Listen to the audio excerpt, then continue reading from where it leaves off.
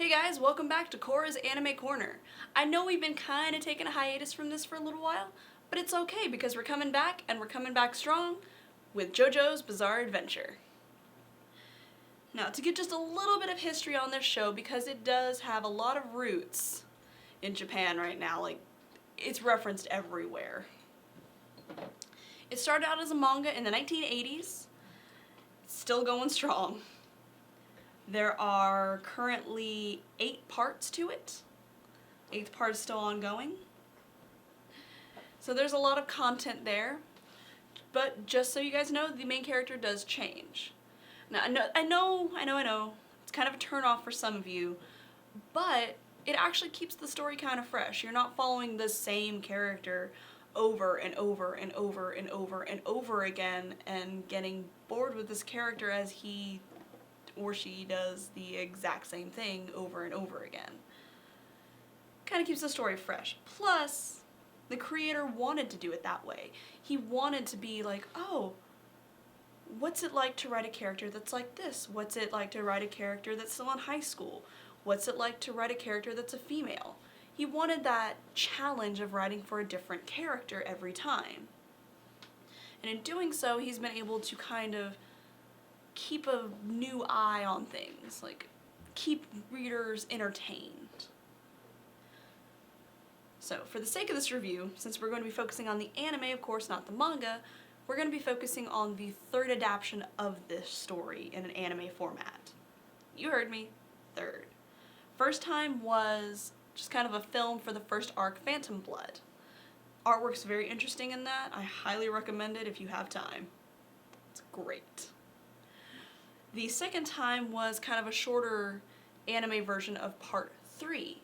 Again, the artwork's very interesting in that, and the dub is hilarious.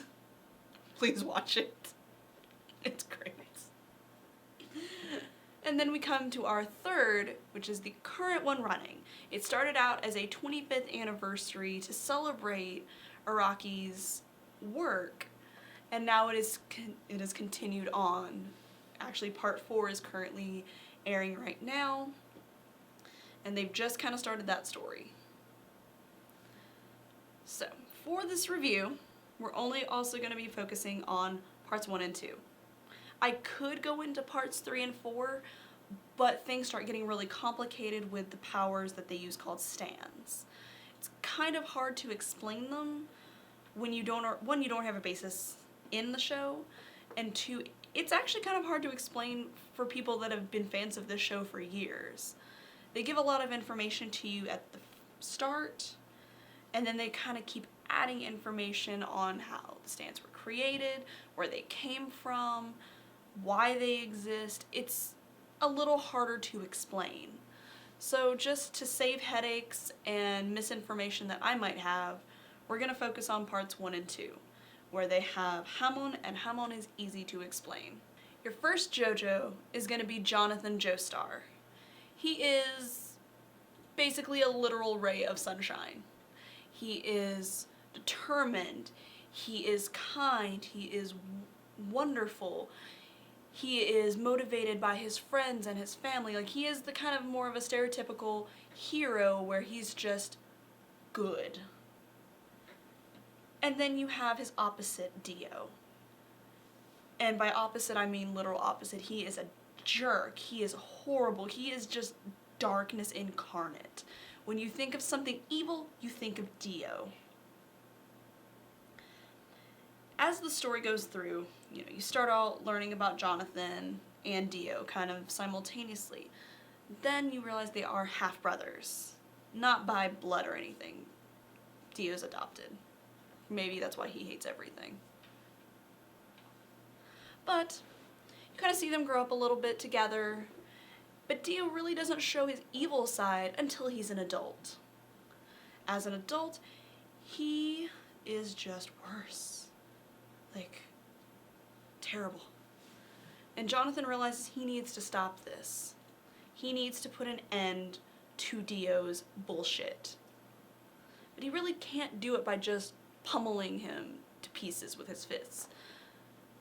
You think he could with those fucking muscles, but he can't. I think they're a lot for show.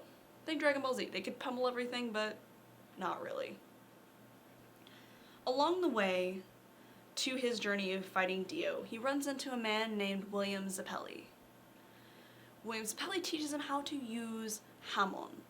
Hamon energy is life energy. It is sunlight. It is goodness. It is healing. It is warmth. It is the only thing that can stop Dio, and Jonathan masters it to an extent so that he can fight Dio and win this ultimate battle.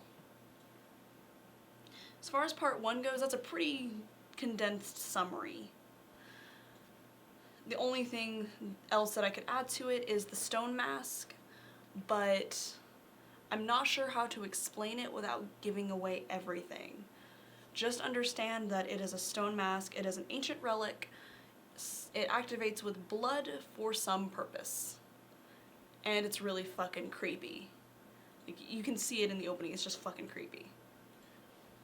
Moving on to part 2, you have a new Joestar, Joseph Joestar. Joseph Joestar is a dick. He's a funny dick, but he's a dick. He's very carefree. He really didn't grow up with this impending doom going on. He's very clueless, I guess, is a good way to put it, about all of this. He has Hamon and he can use it, but he hasn't trained in it, so he doesn't have a complete good control of it, because he really doesn't see a need to, until he meets Santana. No, not the singer Santana. There's a villain named Santana. I'm sure you've noticed a trend here that he likes to name them after bands and singers and songs, things like that. Get used to it. No, Santana. He is what is known as a Pillar Man. Pillar Men are these ultimate godlike beings. And after fighting him, he realizes he might need to get a little stronger, because guess what? There are more. They have found statues of them in Italy, so they're probably in Italy. Goes to Italy, meets up with Caesar Zappelli, because families stay together. And unfortunately, they are not able to stop them from rising to power. Well, I guess rising to power is not a good way to say it. Stop them from existing in a more realistic sense. And there are 3 of them. You have Wham, AC/DC, and their leader, Cars. Cars is very pretty. It's very pretty. They go and train in Hamon as well. They both need to get stronger and go off to fight the ultimate evil. What happens? Spoiler, spoiler, spoiler.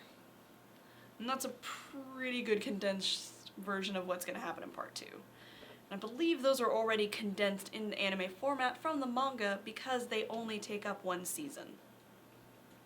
So your first season of 25 episodes is just that. So it's not really that long. You can sit through it, it'll be fine. When part 3 starts, things change. The art style changes just a little bit. It's interesting. You get your new JoJo, everything's hunky-dory.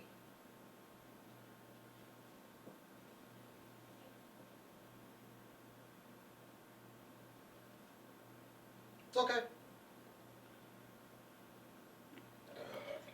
Alright.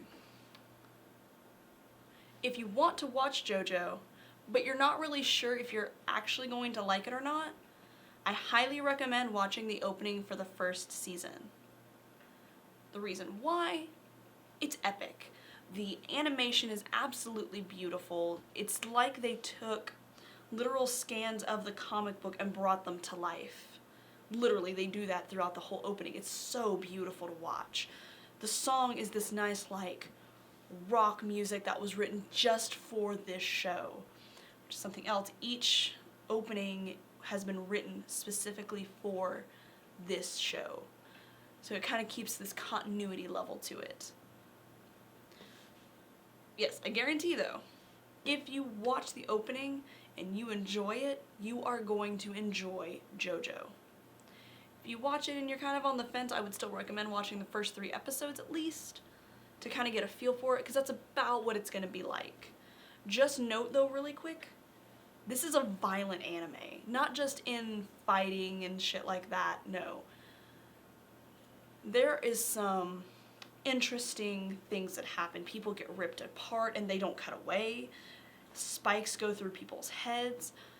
I thought about getting clips for it, but I decided against it because I realized that not everybody wants to see that. Especially not when they're deciding if they want to watch a show or not. Ugh. If you decide that this is something that you want to watch, like you're okay with the violence and everything, you've watched the opening, you are ready to sit down and watch this show, you can find it on Crunchyroll.com. They have everything from the beginning of part 1 all the way to what is currently being aired in Japan right now in part 4 with their new Jo-star, Josuke Higashikata. And I really hope I said that right because I can never say it right. Thank you guys so much for tuning in this week. Be sure to tune in next time when we're going to take a look at an anime that I watched specifically for this review. Asterix War. I'm going to try my best not to completely obliterate this show, because I know there are people that like it, but man, that's going to be difficult. I'm going to try my best though. You don't want to miss it. Be sure to check out Cinelinks.com for all your movies, games, and anime reviews and more. Also be sure to check out the Father Gamer podcast.